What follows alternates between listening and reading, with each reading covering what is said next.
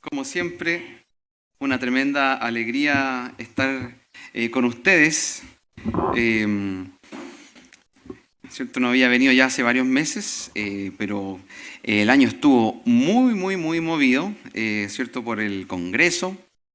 Así que está, ¿cierto? Con muchas cosas, pero ya se ha ido ordenando un poco, o quizás bajando cierta carga, así que ha sido posible venir nuevamente. Y para mí siempre es una bendición estar con ustedes, hermanos. Saben que disfruto mucho los momentos de alabanza con ustedes. Siento que hay cielos abiertos en esos momentos para adorar, para la bendición de Dios hacia nosotros. Así que ya he sido muy bendecido, queridos hermanos, y obviamente con verles una doble bendición. Así que vamos a ir a su palabra y le invito a que podamos orar. Señor, te doy muchas gracias, Padre, por estar nuevamente con mis amados hermanos de aquí de Julio Dávila. Te doy gracias por estos cielos abiertos. Te doy gracias porque tú, Señor, eres el que sustenta tu iglesia, eres el que la lleva adelante, eres el que la lleva en victoria a pesar de las muchas dificultades que a veces tenemos que vivir. Oh Jesús, tú eres el Dios de la iglesia, tú eres el Señor, tú vas delante de nosotros, abriendo camino. Oh Jesús, y gracias porque esta hermosa promesa de que ni las puertas del Hades prevalecerán. Oh Jesús, descansamos en ti y te pedimos que hoy tu palabra una vez más pueda impactarnos o una vez más pueda transformarnos en el nombre de Jesús. Amén.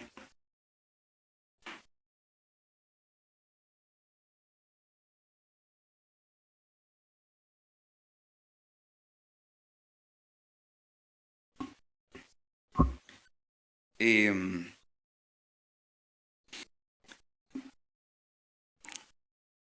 En Avenida Mata estamos con una serie de temas que son bien similares a lo que entiendo que están viendo ustedes acá. De hecho, creo que se llama igual, identidad pentecostal. Pero nosotros estamos viendo 5 doctrinas muy que son pilares de, ¿cierto? Del movimiento de la iglesia pentecostal, ¿cierto? Y que ha sido desde sus inicios. Y hoy vamos a ver algo muy importante. Si bien es cierto,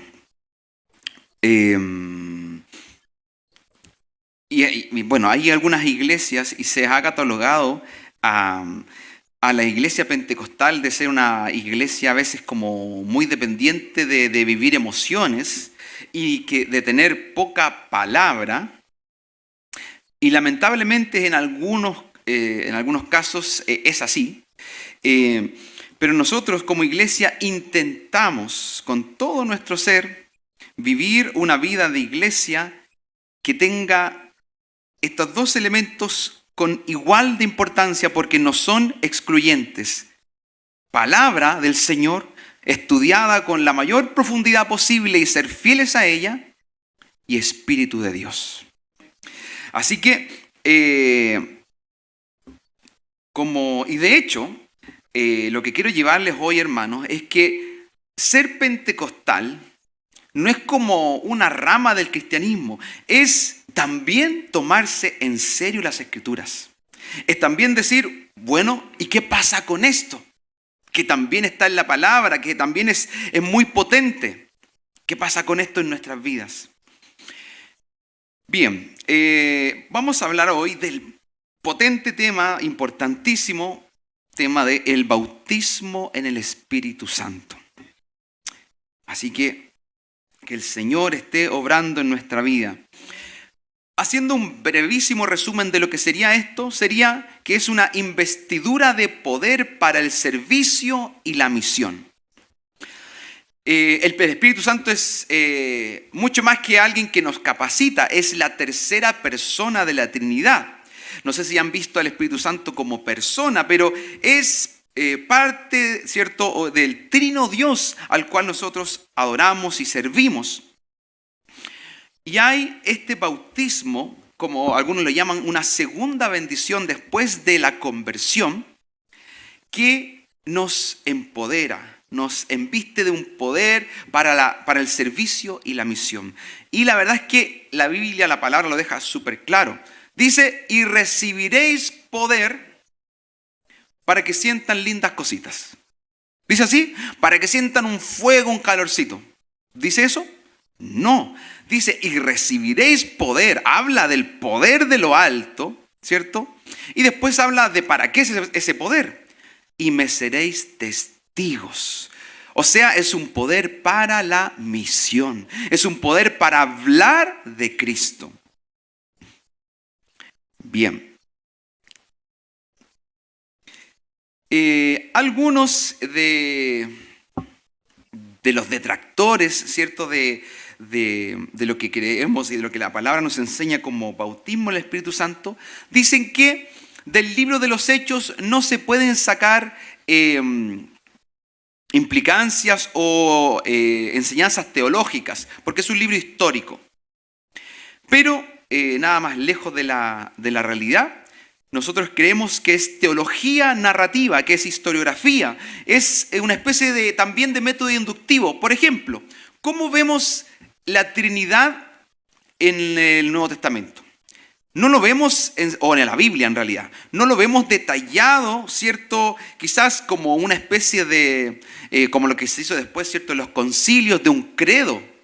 No, pero si uno lee la Biblia inductivamente, uno ve pero que atraviesa transversalmente al Dios Trino, una y otra vez.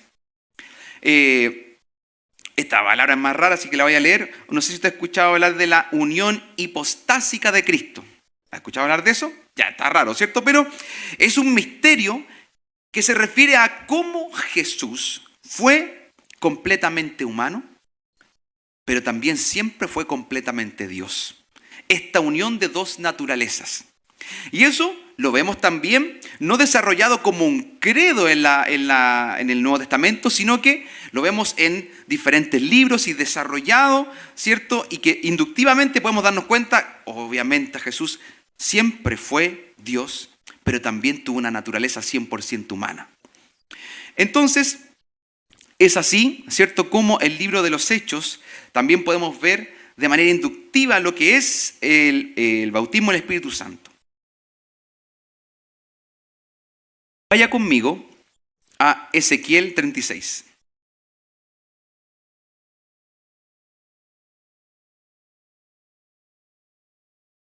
Así que, amado hermano, ser pentecostal no es ser alguien que quiere vivir de emociones, es alguien que quiere vivir la palabra del Señor. Amén. Entonces, Ezequiel 36. Dice 25 al 27.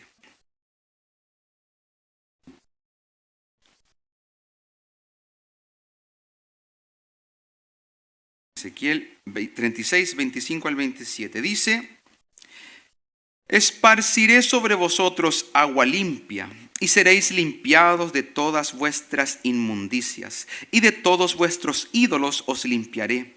Os daré corazón nuevo y pondré espíritu nuevo dentro de vosotros y quitaré de vuestra carne el corazón de piedra y os daré un corazón de carne.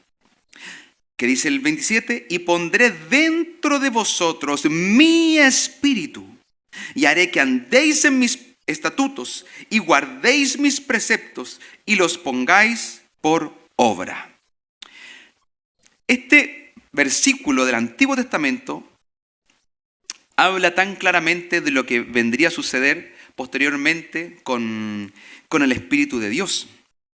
¿Y sabe qué? Esto en realidad no tiene tanto que ver con el bautismo en el Espíritu Santo, sino que con lo que ocurre al momento de la conversión. Y aquí hay algunas personas que tienen cierto enredo, por un lado, y hay otros que también creemos han malinterpretado. La Biblia dice lo siguiente, que cuando creemos en Jesús, en ese mismo instante, cuando le decimos, Señor, perdóname de mis pecados, creo que tú eres el Hijo de Dios, o sea, en el momento de nuestra salvación, el Espíritu Santo viene a morar en nuestra vida. Así que desde el minuto 1, desde el segundo 1, alguien que cree en Jesús y rinde su vida a Él, pasa a ser morada del Espíritu Santo. O sea, somos templo del Dios vivo y sobre cada creyente ha venido el Espíritu Santo. O sea, todos los que creen en Jesús ya tienen al Espíritu. Así que eso es importante. A pesar de que hay terminología del Nuevo Testamento que dice, recibieron el Espíritu Santo, vamos a verla por ejemplo, ahí hablando ya del bautismo en el Espíritu Santo, porque hay una segunda bendición, hay una plenitud en el Espíritu, que es lo que vamos a hablar hoy, pero desde el momento que creemos, ya el Espíritu Santo ha venido a morar en nuestra vida. Pero ahora vamos a ver un versículo del Antiguo Testamento que sí habla del bautismo en el Espíritu Santo. ¿Cuál será? Así el emblemático del Antiguo Testamento.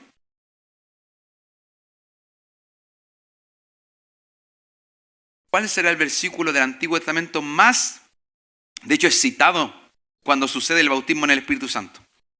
¿Cuál será? Joel, alguien lo dijo por ahí suavemente. Joel, vaya conmigo a Joel 2, eso está en el Antiguo Testamento. Ya terminando los profetas mayores, viene, ¿cierto? Un poquito más adelante, Joel. Joel, capítulo 2,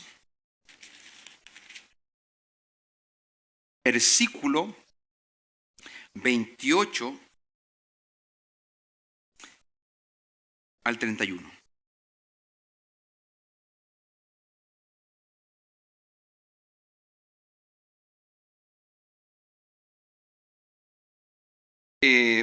Capítulo 2, versículo 28 al 31. Leámoslo todos, sobre todo si tienen la Reina Valera. A la cuenta de 3, 1, 2 y 3. Y después de esto derramaré mi espíritu sobre toda carne, y profetizarán vuestros hijos y vuestras hijas, y vuestros ancianos soñarán sueños, y vuestros jóvenes verán visiones. Y también sobre los siervos y sobre las siervas derramaré mi espíritu en aquellos días. Y daré prodigios en el cielo y en la tierra, sangre y fuego y columna de humo. El sol se convertirá en tinieblas y la luna en sangre, antes que venga el día grande y espantoso de Jehová. ¡Wow! Esto es muy potente porque habla de no solamente del bautismo en el Espíritu Santo, como nos vamos a dar cuenta también. Aquí tenemos esta profecía sobre el derramamiento del Espíritu Santo. No voy a entrar, ¿cierto?, en el contexto de Joel, ¿cierto?, por tiempo, pero quiero decir una cosita extra de lo que ya vamos a estar hablando. Algo que también que es muy potente es que, si usted se da cuenta en el Antiguo Testamento, la unción de Dios, ¿cierto? Para ¿cierto? Este aceite con el que se ungían reyes, sumos sacerdotes, siempre eran sobre hombres. Y aquí vemos que este derramamiento del Espíritu Santo es sobre hombres y mujeres. Dice, y también sobre los siervos y sobre las siervas. O sea, no lo da como genérico, sino que los incluye. O sea, el Espíritu Santo, amado hermano, amada hermana, es para usted también. Aquí no hay acepción. El empoderamiento, la llenura del Espíritu Santo es para todos los hijos del Señor, mujeres y hombres por igual. Así que una tremenda bendición que ya se está, ¿cierto?, en esta profecía, viendo cómo iba a ser este tiempo del Espíritu.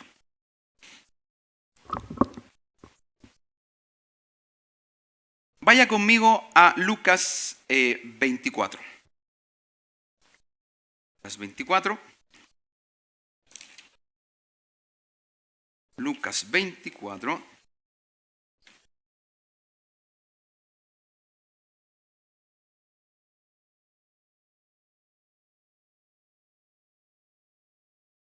Lucas 24 dice, versículo 49.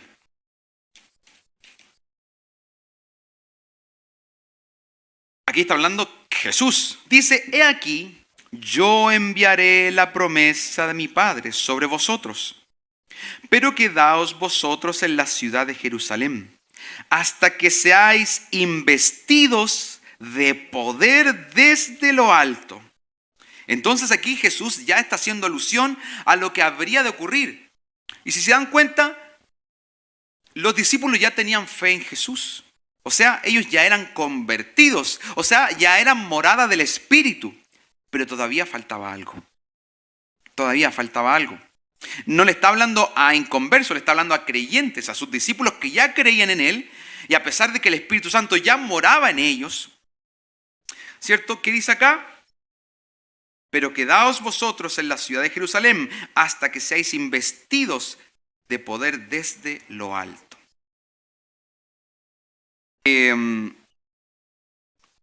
Vamos a Hechos 1.8. Hechos 1.8. Vaya conmigo, amado hermano. ¿Por qué? ¿Por qué estamos leyendo hartos versículos? Porque queremos ser palabra y espíritu. Queremos tomarnos en serio la palabra del Señor, estudiarla y vivirla. Entonces, Hechos 1. Miren, leamos el 1.5 también. Dice, porque Juan ciertamente bautizó con agua, mas vosotros seréis bautizados con el Espíritu Santo dentro de no muchos días. Ojo con ese, el 5. Y luego el 8 dice, pero recibiréis poder cuando haya venido sobre vosotros el Espíritu Santo, y me seréis testigos en Jerusalén, en toda Judea, en Samaria y hasta lo último de la tierra. Este versículo es tan completo porque nos habla ya de este poder, pero nos habla para qué viene este poder. Y me seréis testigos en Jerusalén, en Judea, en toda Samaria. Siempre, ¿cierto? Los misioneros siempre nos hablan de algo tan relevante de esto, que Jerusalén, en el hecho de ser testigos, era lo más cercano que ellos tenían, ¿cierto? Jerusalén estaba en su misma tierra. Entonces, ser testigos en Jerusalén sería hablar de Jesús, de la buena nueva, a los que nos rodean. Esa es nuestra Jerusalén, tu compañero de trabajo, tu vecino. Después dice, en toda Judea, eso ya estaba un poco más lejos. Entonces, como cristianos quizás podemos ir a otro lugar a predicar el Evangelio. Quizás el Señor nos puede llevar, no sé si se acuerda, hace años atrás hicimos misiones, fuimos a Iquique, fuimos a Coyhaique. Podemos ir a otros lugares a predicar el Evangelio, pero quizás dentro del mismo país. Y después dice, en Samaria, más lejos, y hasta lo último de la tierra. Entonces, y tenemos a hermanos que están en Montenegro, en un país, ¿cierto?, de los menos alcanzados. Y esto es paralelo. Tenemos que preocuparnos de ¿cierto?, de nuestro Jerusalén, de nuestra Judea, pero también tenemos que hacer todo lo posible para que el Evangelio del Señor llegue a lo último de la tierra. Entonces, hay un versículo que no lo voy a leer, pero solamente por si alguien ya ha escuchado esto. En 1 Corintios 12:13 dice, habla de que todos fuimos bautizados en un mismo espíritu. Entonces, por eso algunos dicen que el bautismo en el Espíritu Santo sucede en la conversión. Para que no nos enredemos. Algunos, no nosotros, creen que el bautismo del Espíritu Santo sucede cuando alguien dice, Jesús, creo en ti. Pero nosotros creemos que no es así. Porque de hecho, ¿qué estamos viendo? Que Jesús les dijo a creyentes, a personas que ya creían en Él, que iba a venir después este bautismo en fuego, este bautismo en el Espíritu Santo. Iba a ser algo posterior.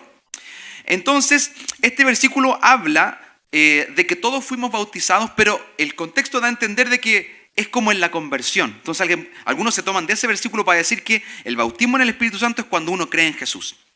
Pero, a pesar de que es el único versículo que habla del bautismo en el Espíritu de esa manera, en realidad es un paralelismo sinónimo hebreo. ¿Se acuerda que se ha hablado varias veces que los hebreos hacen paralelismos? Bueno, entonces está tomando la palabra bautizar, que para ellos era una palabra común, era una palabra que usaban, ¿cierto? Por ejemplo, para teñir prendas. Por ejemplo, si usted sabe que de repente alguien dice, chuta, no tengo plata para comprarme unos jeans nuevos, ¿qué voy a hacer? Voy a comprar tintura, antes se hacía más, y uno que hacía con esos jeans, uno los sumergía en agüita con tintura. Ya, en esa época eso también le llamaban bautismo, porque era sumergir algo en tintura. Entonces, ¿qué sucede aquí en este caso? Era un paralelismo, era una idea, ¿cierto? Un sinónimo, ¿cierto? Hebreo, que nos hacía dar a entender de cómo también cuando creemos en Jesús, ¿cierto? Nacemos del agua y nacemos del Espíritu. Pero en realidad todas las otras veces que se habla del bautismo se refiere a esto que estamos hablando ya, de que fue un evento posterior. Bien. Entonces, son tres las cosas que quiero centrarme hoy, súper importantes.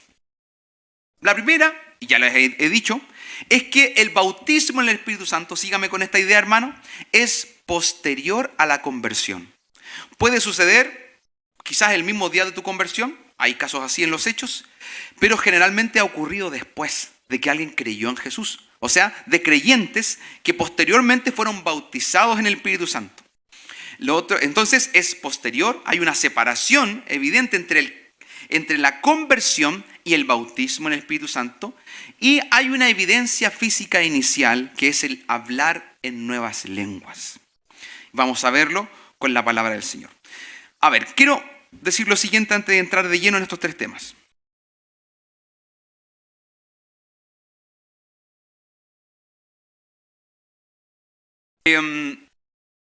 También para que esto, hermano, es importante para que usted sepa defender, ¿cierto?, la palabra y lo que creemos con todo nuestro corazón.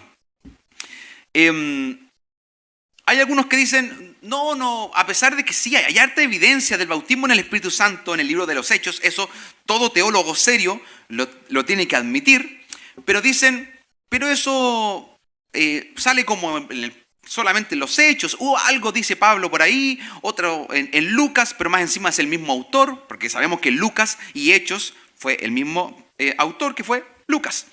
Entonces algunos dicen, no podemos irnos por esa idea porque solo sale en el libro de los Hechos. Y la verdad es que esa es una mala idea porque, por ejemplo, una doctrina tan importante como que somos salvos, ¿cierto?, por la fe en Jesús, que es la doctrina de la justificación por la fe, básicamente la habla Pablo.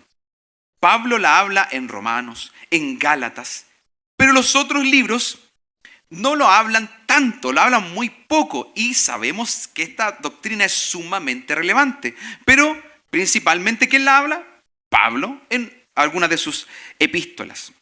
Por ejemplo, otra idea súper potente del Nuevo Testamento, que los que tuvieron, ¿cierto?, han estado en la EBT, tuvimos unas clases muy buenas sobre esto, es sobre el Logos.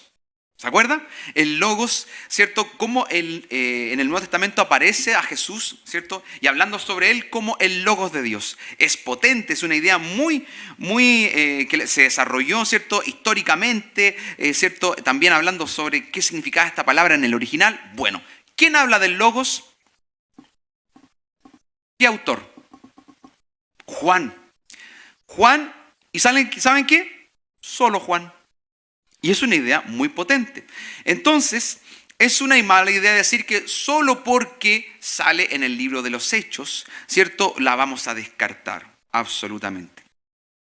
Por ejemplo, al Espíritu Santo como Paracletos, también solo se le menciona en el Evangelio de Juan. Bien, vamos entonces a el Pentecostés. Vaya conmigo a Hechos. Capítulo 2. Búsquelo, hermano, sobre todo nos ayuda, ¿cierto? Si de repente a esta hora ya empieza a caer un poquito de sueño. Sirve mucho ir a la palabra.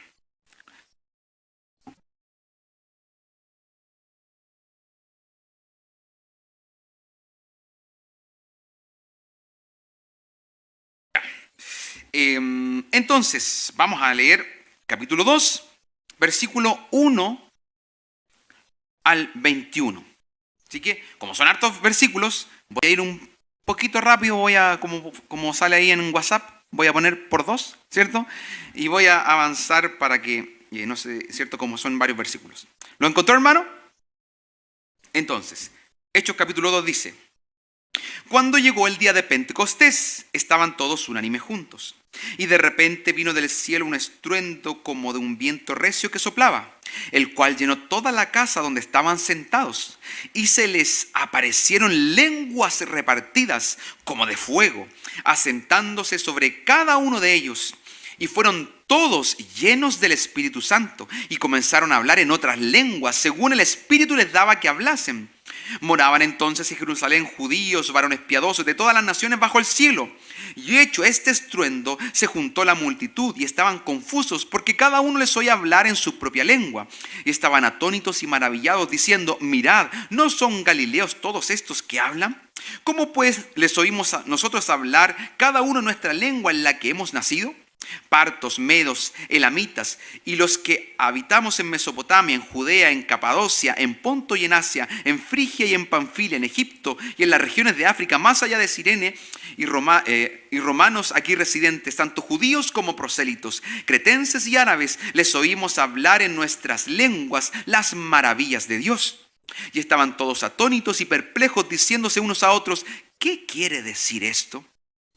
Mas otros, burlándose, decían: están llenos de mosto. Entonces Pedro, poniéndose en pie con los 11, alzó la voz y les habló diciendo: varones judíos y todos los que habitáis en Jerusalén, esto sea notorio y oíd mis palabras, porque estos no están ebrios como vosotros suponéis, puesto que es la hora tercera del día. Mas esto es lo dicho por el profeta Joel. Y en los postreros días, dice Dios, derramaré de mi espíritu sobre toda carne, y vuestros hijos y vuestras hijas profetizarán, y vuestros jóvenes verán visiones, y vuestros ancianos soñarán sueños, y de cierto sobre mis siervos y sobre mis siervas en aquellos días derramaré de mi espíritu y profetizarán, y daré prodigios arriba en el cielo y señales abajo en la tierra, sangre y fuego y vapor de humo. El sol se convertirá en tinieblas y la luna en sangre antes que venga el día del Señor grande y manifiesto, y todo aquel que invocar el nombre del Señor será salvo. Bueno, esto fue el cumplimiento de Joel, el cumplimiento de lo que también dijo Moisés en su momento, cuando él dijo: ¿cómo no quisiera que todos ustedes fuesen llenos del Espíritu y profetizaran? Eso lo dijo Moisés, lo dijo Joel después. ¿Y quién después lo dijo? El mismísimo Jesús. Esperen aquí, porque van a ser investidos de poder de lo alto. Pasaron cerca de 10 días y vino, ¿cierto? La última vez que lo dijo Jesús, y vino el Espíritu Santo. Y se cumplió, vino el Pentecostés, la investidura, el poder de lo alto del Espíritu de Dios. Y desde ahí comienza la era del Espíritu. ¿Sabe qué? ¿Cómo lo dice Pedro? Y en los postreros días. ¿Sabe qué? Desde la venida del Espíritu ya estamos en los últimos días. Desde la venida del Espíritu de Dios estamos en el tiempo escatológico postrero. Estamos en los últimos días desde la venida del Espíritu. Aquí han sucedido varias cosas importantes. Hay una especie de teofanía. ¿Por qué? Porque vemos, ¿cierto?, algo similar a lo que pasó con la entrega de la ley. ¿Se acuerda cuando en el Sinaí qué pasó cuando llegó la ley? Fue como que el Señor va y le dijo: mire, ahí están mis mandamientos. No, fue apoteósico. ¿Qué hubo ahí? Hubo trueno, relámpago, una nube espesa, hubo un fuerte toque de trompeta. O sea, fue una teofanía, una manifestación visible, potente, y que todos recordaron y que quedó escrito en la palabra, pero algunos, ¿cierto?, tuvieron el privilegio de ser testigos de cómo Dios entregó la ley. Y ese Sinaí, ¿cierto?, que fue lleno de la gloria de Dios. ¡Wow! Esos hermanos que vieron eso ¿cierto? No lo olvidaron nunca más. Bueno, ¿qué ocurrió? Aquí también en Pentecostés fue una manifestación inolvidable de Dios para dar un claro inicio a la era del Espíritu. Porque no fue así como piolita, fue algo potente. Y si nos damos cuenta, y es lo que quiero, ¿cierto?, también dejar claro hoy, que el bautismo, el Pentecostés siguió dándose vez tras vez en los hechos y en la iglesia primitiva. Estas señales de fuego, de humo, solo se dio en esta primera vez. Las demás veces hubo bautismo en el Espíritu Santo con la señal de hablar en lenguas, pero esta apoteósica manifestación de Dios fue ¿cierto?, el puntapié inicial, ¿cierto?, donde Jesús dijo, donde el Señor, la Trinidad dijo, ahora, justamente ahora, en Pentecostés comienza la era del Espíritu. El Santo Espíritu prometido en el Antiguo Testamento. De hecho, en la misma profecía de Joel también tiene reminiscencias del Sinaí. El viento es un emblema del Espíritu Santo. De hecho, en el Antiguo Testamento al Espíritu Santo se le dice ruaj. ¿Y qué significa eso? Viento, entre otras cosas. Y el Nuevo Testamento en griego, ¿cómo se le dice al Espíritu Santo? Neuma, que también es viento. Y el fuego, como también aquí se ve, ¿cierto?, estas lenguas de fuego repartidas, es también, evoca al Espíritu Santo. ¿Qué dijo Juan el Bautista? Él os bautizará con Espíritu Santo y fuego. De hecho, hay algo bien interesante aquí. Vaya conmigo a Mateo 3, 11 y 12. Mateo 3, 11 y 12. Búsquela, hermano. Mateo 3, 11 y 12.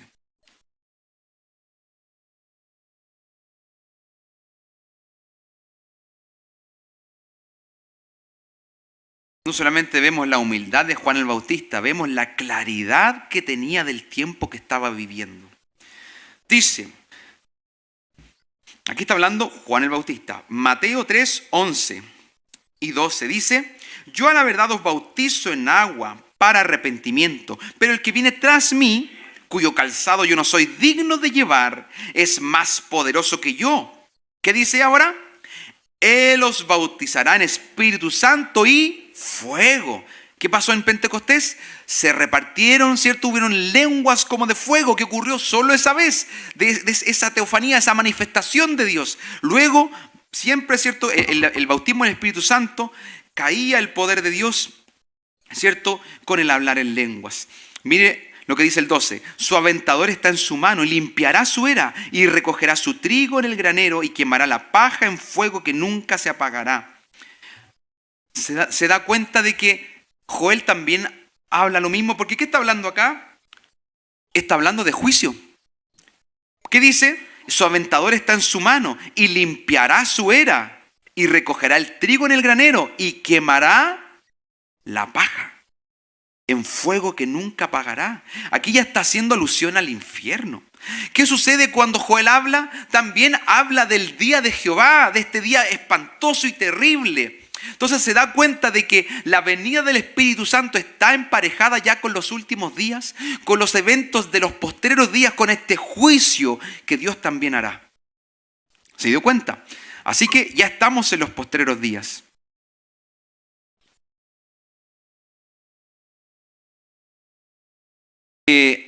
La palabra griega para hablar en lenguas es glosolalia. Glosa significa lengua, idioma, y lalia, discurso. Este fenómeno sí es parte integral de ser lleno del Espíritu. Es un hablar inspirado, por lo que también puede ser visto como un tipo especializado de profetizar. Tanto la profecía como el hablar en lenguas es el Espíritu Santo quien impulsa a hablar. La glosolalia puede ser un lenguaje humano. ¿Se dio cuenta de lo que pasó en Pentecostés? ¿Qué dijeron? Los que rodeaban, los que escucharon todo este estruendo y este hablar en nuevas lenguas, los entendían en los idiomas, porque empezaron a hablar idiomas humanos. Se dieron cuenta que, bueno, yo soy, ¿cierto? Yo soy cretense, yo soy griego, qué sé yo, y los escuchaban hablar las maravillas de Dios en sus propios idiomas. Pueden ser idiomas humanos, pero también un idioma espiritual o angelical. Vaya conmigo a 1 Corintios 14. 1 Corintios 14.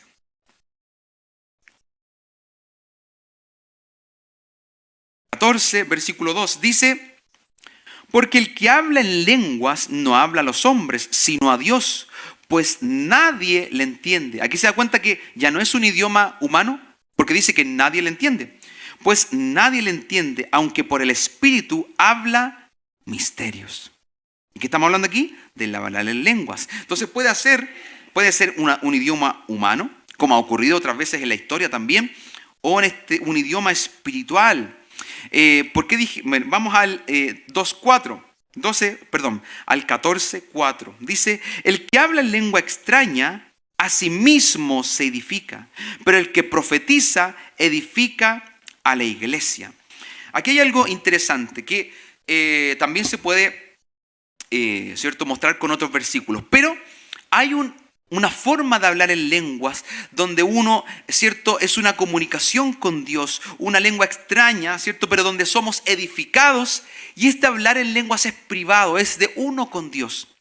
Pero también puede haber un hablar en lenguas potente, como a veces sucede en la iglesia, pero cuando eso sucede, el Nuevo Testamento lo norma. ¿Y qué dice? Debe haber interpretación. ¿Por qué? De hecho, no lo voy a buscar porque no es el tema principal de hoy, pero ¿qué dice?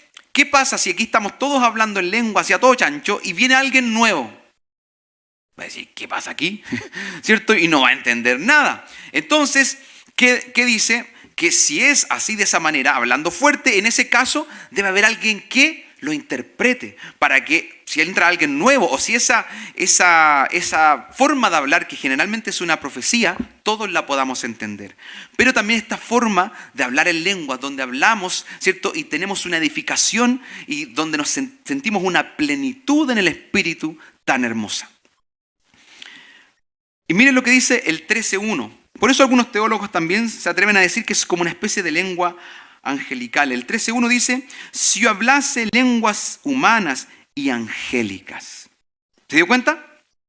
Lenguas humanas y angélicas. Por eso también algunos creen que podría ser también una especie de lenguaje angelical.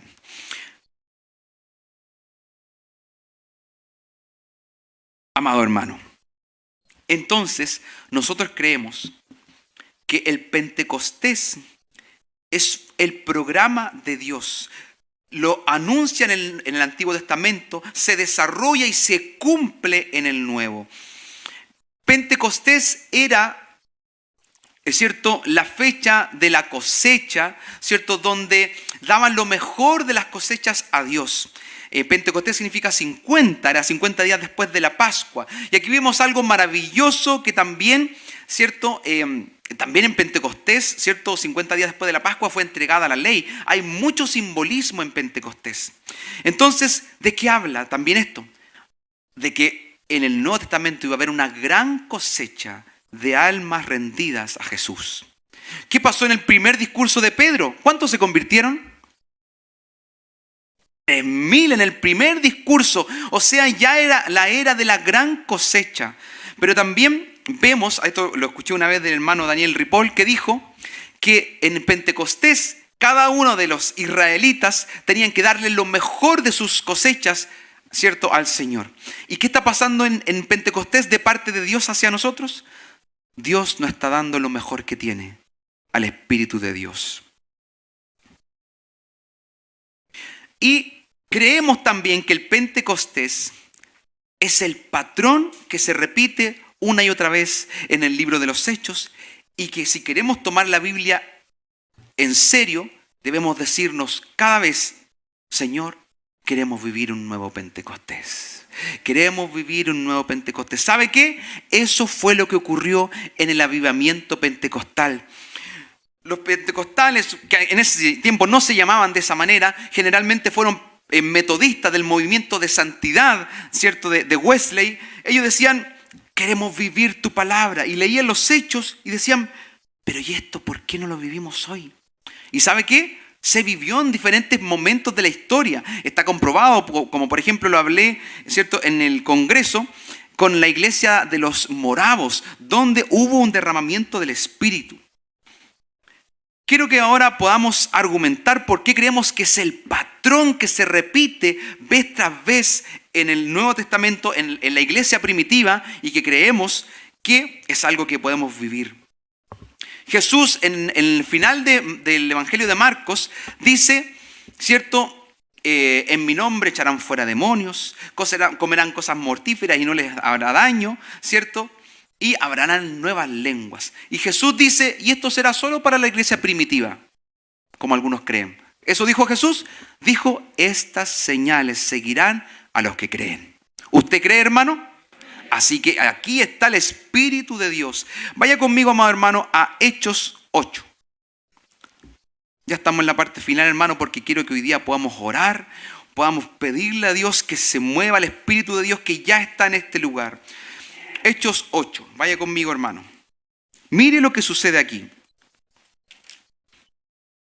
Entonces, lo que quiero dejar en claro con estos versículos es las tres cosas que dije delante.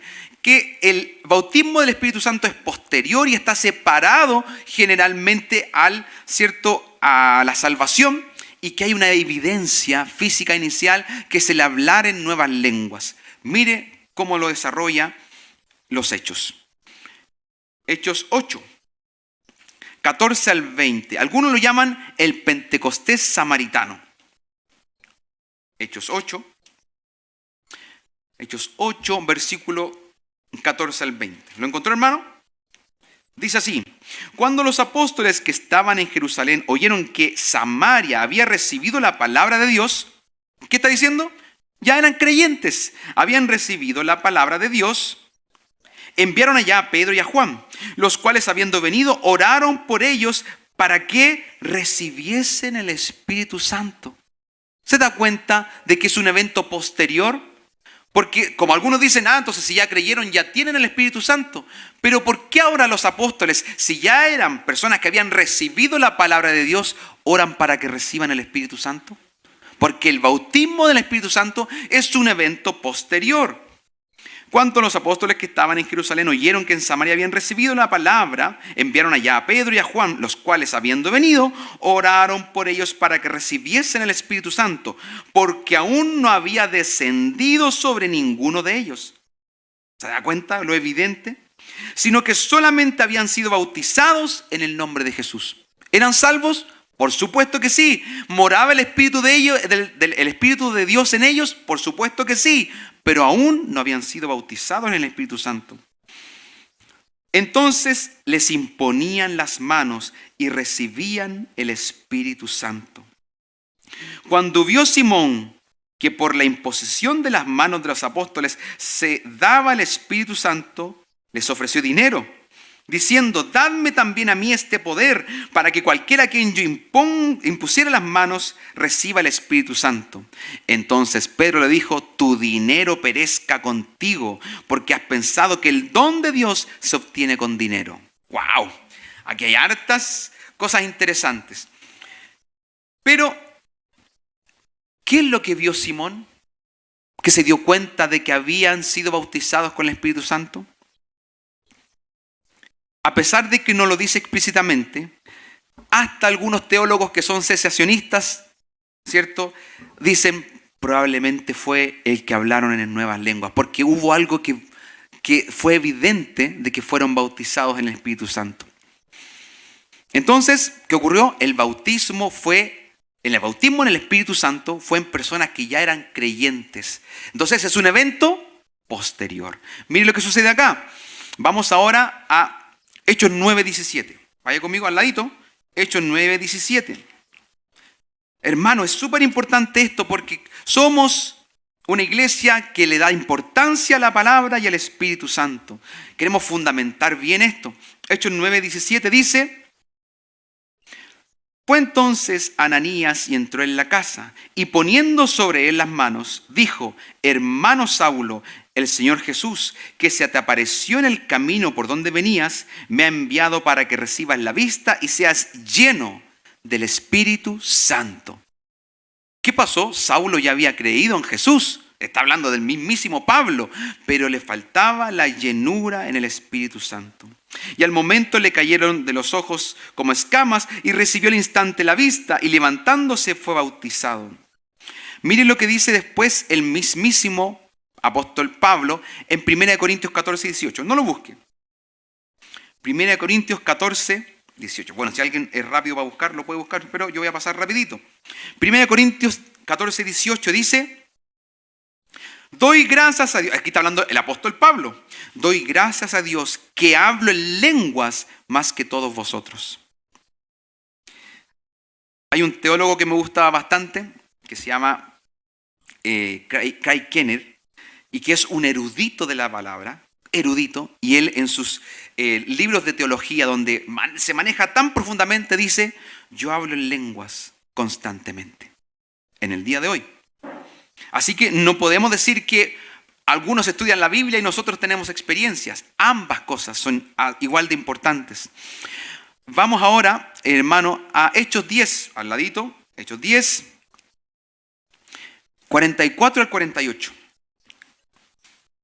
Hechos 10, 44 al 48. Dice: mientras aún hablaba Pedro estas palabras, el Espíritu Santo cayó sobre todos los que oían el discurso.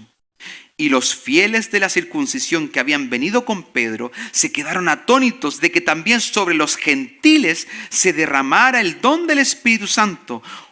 Y hasta ahí llega. ¿Qué dice el 46? Porque los oían que hablaban en lenguas y que magnificaban a Dios. ¿Qué sucede acá? Una vez más, otro Pentecostés, otro derramamiento del Espíritu Santo. ¿Y qué ocurrió como evidencia? Porque los oían que hablaban en lenguas y que magnificaban a Dios. Entonces, ¿qué hay? Nuevamente las tres cosas. El bautismo del Espíritu Santo es posterior, está separado ¿cierto?, del creer, aunque a veces se puede dar de manera simultánea, y hay una evidencia inicial. Vamos al último versículo. Vamos a Hechos 19, versículo del 1 al 7. Hechos 19, versículo 1 al 7. Hechos 19, 1 al 7.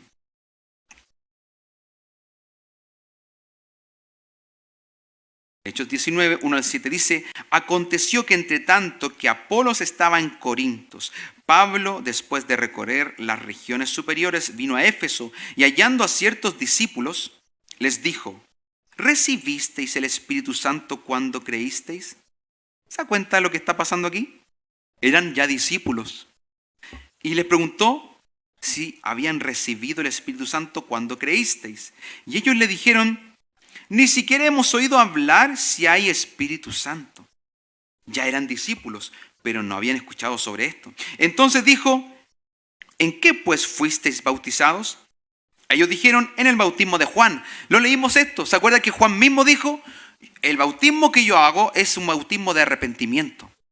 Pero viene otro que es más poderoso que yo, que bautizará en Espíritu Santo y fuego. Ellos se bautizaron por el bautismo de Juan. Dijo Pablo: Juan bautizó con bautismo de arrepentimiento, diciendo al pueblo que creyesen en aquel que vendría después de él, esto es, en Jesús el Cristo. Cuando oyeron esto, fueron bautizados en el nombre del Señor Jesús. Y habiéndoles impuesto las manos, vino sobre ellos el Espíritu Santo, ¿qué dice?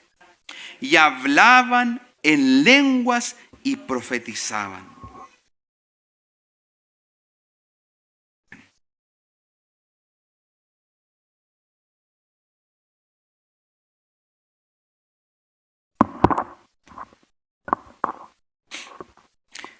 ¿Qué es lo que quiero argumentar con la palabra, hermano? Que el bautismo del Espíritu Santo es un hecho que es para todos los creyentes, que es posterior a la conversión, está separado generalmente a la conversión, hay algunos casos que no, y que hay una evidencia inicial que es hablar en nuevas lenguas.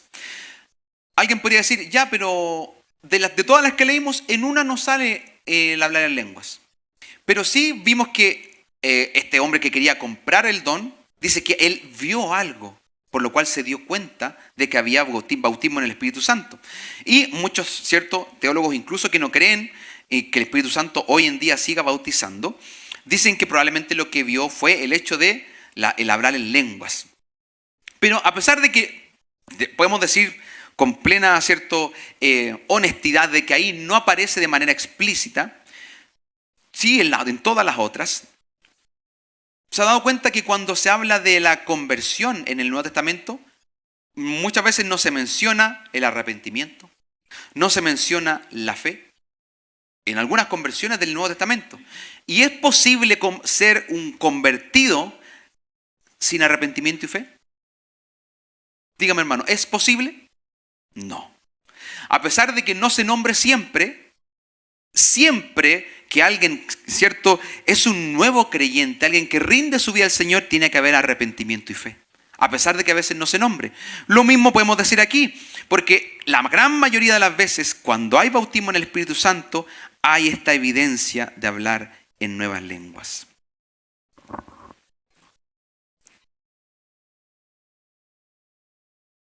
Mire, una frase que leí de un libro dice así: cuando somos bautizados en el Espíritu Santo, no es señal de que tengamos el Espíritu Santo. ¿Por qué? Porque alguien que ya ha creído en Jesús ya lo tiene. ¿Se acuerda de eso? Cada creyente ya mora en el Espíritu Santo. Mire lo que dice esta frase. No es señal de que tengamos el Espíritu, sino que el Espíritu nos tiene. Póngase de pie.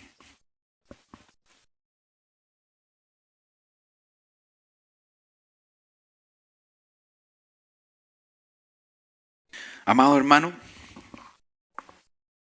quiero que podamos orar. Orar con todo nuestro corazón, pidiéndole una vez más al Señor: lléname de tu Santo Espíritu, lléname de ti. ¿Sabe qué? Es un espíritu que nos capacita para hablar del Cristo. Es un bautismo que nos capacita para ser testigos y predicar el Evangelio. Pero el Espíritu Santo también es llamado nuestro consolador. Quizás alguien aquí necesita consuelo de Dios. Quizás alguien necesita renovar fuerzas espirituales. Quizás alguien de los que está aquí no ha vivido esta experiencia del bautismo en el Espíritu Santo. Vamos hoy a orar para que el Espíritu Santo se mueva entre nosotros. Queremos vivir vidas llenas del Espíritu. ¿Sabe qué? No es que solamente una vez fui lleno.